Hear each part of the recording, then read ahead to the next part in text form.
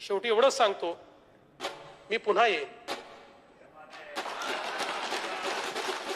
मी पुन्हा येईन याच निर्धारानं, याच भूमिकेत, याच ठिकाणी नव महाराष्ट्राच्या निर्मितीसाठी. मी पुन्हा येईन गावांना जलयुक्त करण्यासाठी, शहरांचा चेहरा बदलण्यासाठी, माझ्या महाराष्ट्राला दुष्काळमुक्त करण्यासाठी, नव महाराष्ट्राच्या निर्मितीसाठी.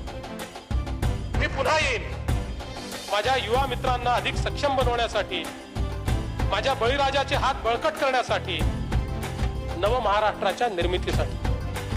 मी पुन्हा येईन याच निर्धारानं, याच भूमिकेत, याच ठिकाणी प्रत्येक व्यक्तीची साथ घेत, त्याचा हात हातात घेत, माझ्या महाराष्ट्राला एक नवीन रूप देण्यासाठी, नव महाराष्ट्राच्या निर्मितीसाठी मी पुन्हा येईन.